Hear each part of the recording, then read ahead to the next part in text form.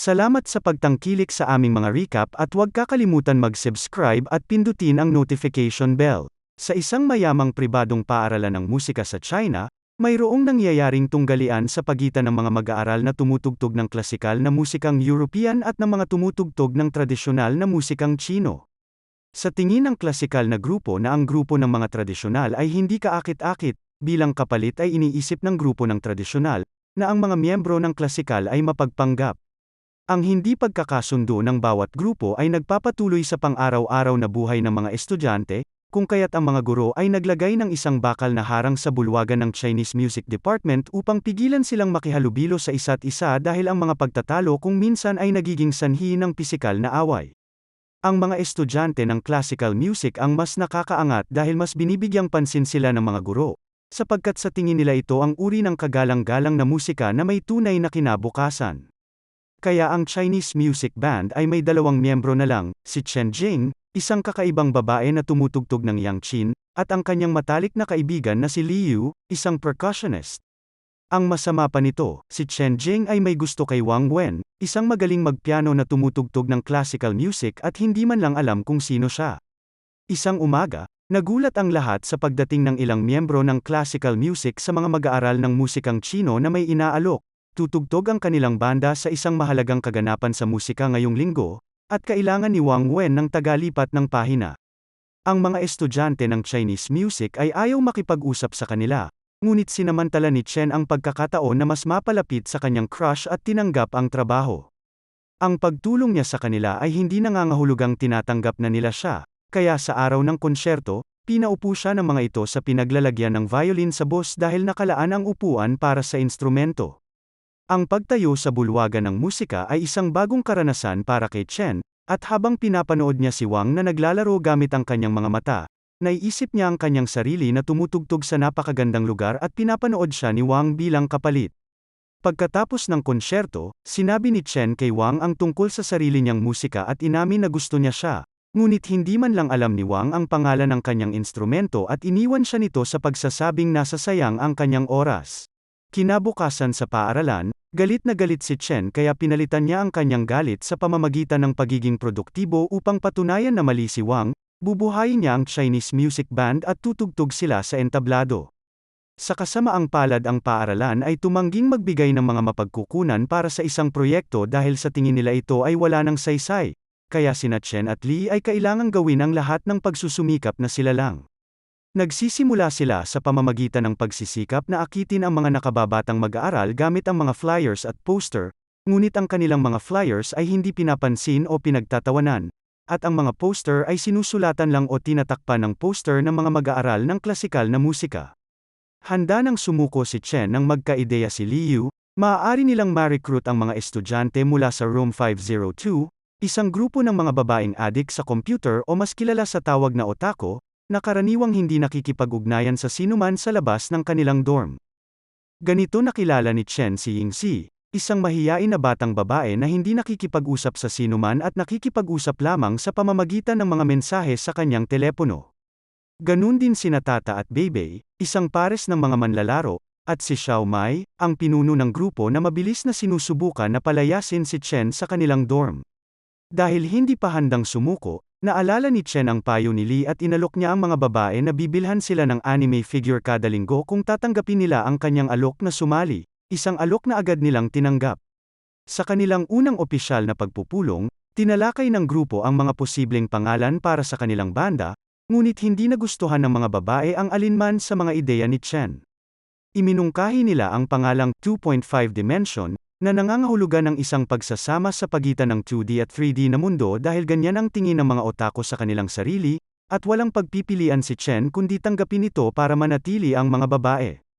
Ang susunod na hakbang ay ang paghahanap ng isang desenteng lugar upang magsanay, ngunit ang mga guro ay muling tumanggi na tumulong. Sa kalaunan, si Li ang nakahanap ng solusyon, sinuhulan niya ang security guard upang hayaan silang mag-ensayo sa bulwagan pagkatapos mag-ensayo ng mga estudyante ng klasikal na musika.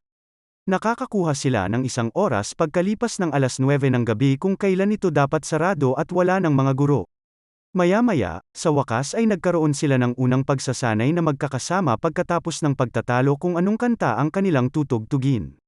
Sa kanilang pagtataka, dumating ang gwardya upang gumugol ng huling 20 minuto ng oras kasama sila dahil ang kanyang kondisyon ay binubuo ng pagkanta niya kasama ang banda ng ilang sandali.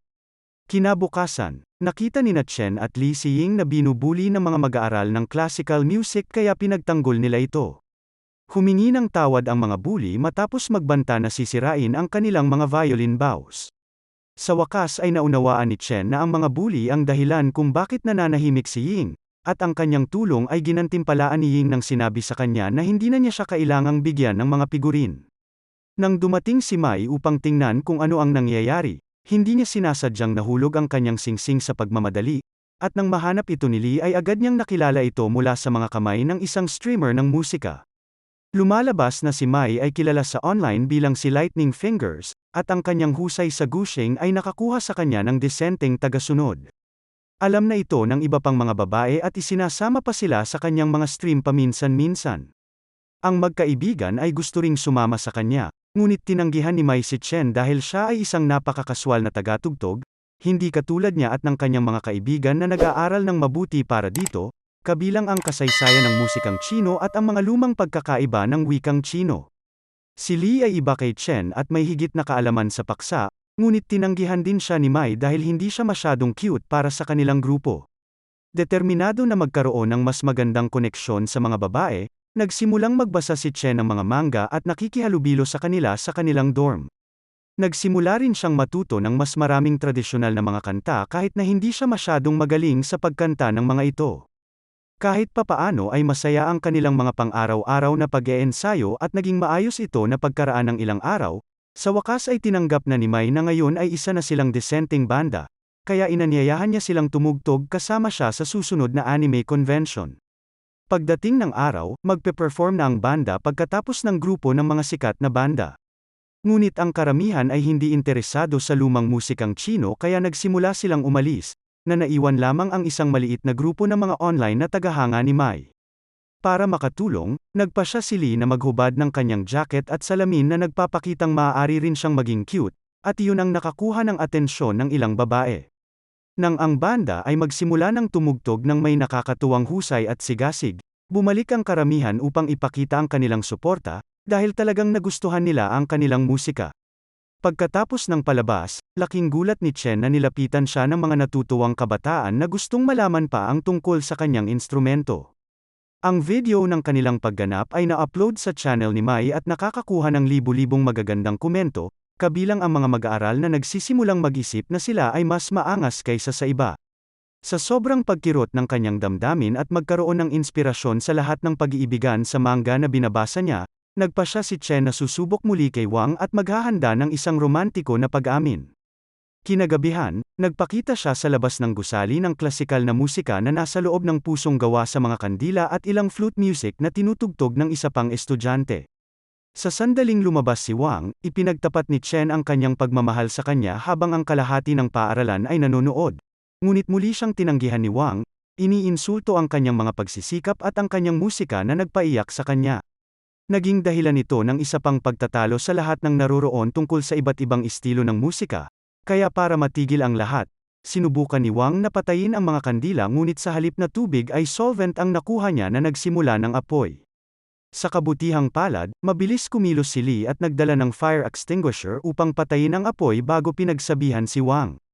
Gamit ang kanyang kaalaman sa kasaysayan ng musika, nagkomento siya sa pinagmulan ng piano laban sa mga instrumentong Chino, at itinuturo na ang pagtatangka na mapasaya ang mga dayuhan upang makapag-aral sa ibang bansa ay magiging karma sa kanila sa hinaharap. Habang paalis si Wang dahil sa kahihiyan, si Chen ay nabigyang inspirasyon ng katapangan ni Lee at nagbitaw ng salita na balang araw ay pagsisisihan ni Wang Wen ang pag-insulto sa musikang Chino. Kinabukasan, nagpasya si Chen na buwagin ang banda pagkatapos ibigay sa lahat ang kanilang mga figurin sa pag-aakalang wala na siyang dapat patunayan ngayon nang tinanggihan siya ni Wang ng tuluyan. Walang naging masaya sa desisyong ito at hindi maintindihan ni Chen kung bakit, dahil ang akala niya ay sumali sila para lang sa mga figurin at hindi dahil gusto nila. Ang mga babae ay nalilito dahil sila ay taos-pusong mahilig tumugtog ng mga instrumento, pagkatapos ay tinawag ni Mai si Chen na isang traidor nang ipaliwanag niya na siya ay tumutugtog lamang ng Yang Qin dahil pinilit siya ng kanyang ina. Dahil nakikitang hindi tunay na minamahal ni Chen ang kanilang ginagawa, ang mga babae ay umalis na lumuluha pagkatapos ibalik sa kanya ang mga figurin. Makalipas ang ilang araw, umuwi ang lahat para sa summer vacation.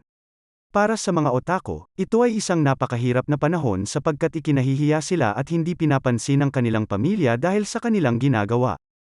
Si Lee ay natigil sa isang summer institute dahil gusto ng kanyang mga magulang na mag-aral siya sa ibang bansa. Samantala, kailangang harapin ni Chen ang kanyang ina na si Mrs. Jing na sa lahat ng oras ay nagpapatugtog ng tradisyonal na musikang Chino, kaya nakonsensya siya sa binigay niyang pagkabigo sa banda. Dahil ayaw nang makaramdam ng pressure, sinabi ni Chen sa kanyang ina na gusto na niyang huminto sa pag-aaral ng Yangqin, kung saan sinagot ni Mrs. Jing ng simpleng okay.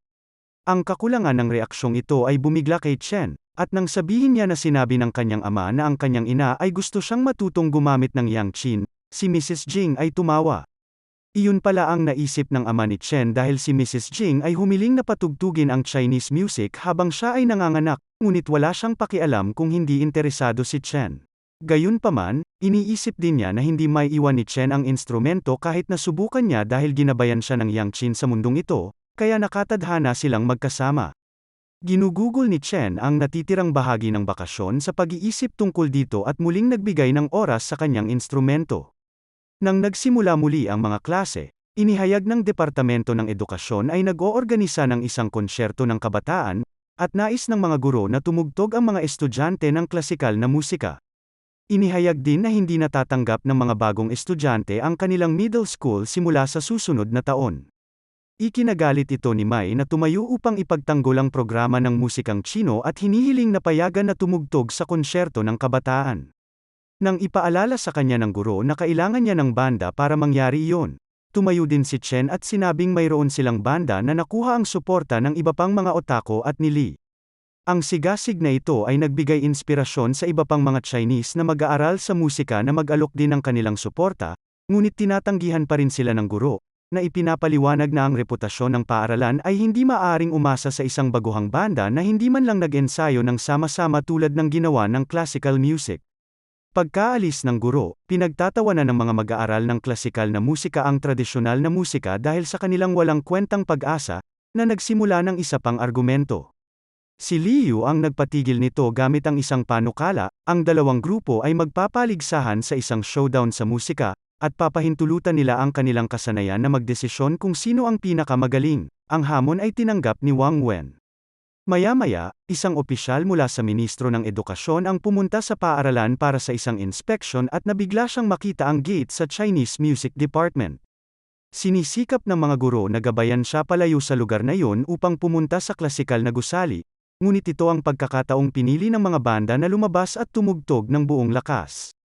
Parehong pinaghirapan nito ng dalawang grupo at kamangha-mangha ang kanilang mga pagtatanghal, na umani ng palakpakan mula sa opisyal at sa mga guro na nagpapanggap na bahagi ito ng paglilibot ng opisyal. Naantig ang opisyal sa kung paano pinagtagpo ng mga mag-aaral ang silangan at kanluran sa sining at itinuturo na walang salungatan sa musika, kaya hiniling niyang alisin ang tarangkahan.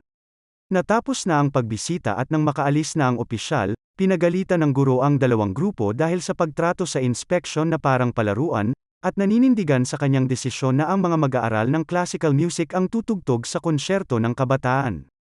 Gayunpaman, ang mga mag-aaral ng musikang Chino ay lumapit sa mga mag-aaral ng klasikal na musika upang sabihin na ang kanilang showdown ay nauwi sa isang patas na pagganap, at mayroon silang ideya upang malutas ang isyu ng paparating na konsyerto. Mula noon, ang mas malaki na ngayong Chinese music band ay nagsimulang mag-ensayo hanggat maaari, kahit na iniisip ni Mai na may kulang sa kanilang pagganap. Narinig ito ng gwardya at nag-alok ng solusyon, mayroong isang set ng mga instrumento na tinatawag na bienjong na punong-puno na ng alikabok sa imbakan ng paaralan mula nang mabuwag ang huling banda, at ang bagong banda ay libre na makuha ito. Kapag hindi sila nag-eensayo, ang banda ay nagsisimula ring magsama-sama bilang mga tunay na magkakaibigan na nagudyok kay Beibei at tata na malaman na gusto ni Lee si Chen at tinutukso siya dahil dito. Dumating ang araw ng konsyerto, at handa na ang plano. Ang mga estudyante ng classical music ay pumasok sa hall para sa kanilang performance, ngunit nang nasa loob na sila, ibinigay nila ang lahat ng kanilang gate pass sa isa pang estudyante na magdadala ng mga ito sa Chinese music band na naghihintay sa labas.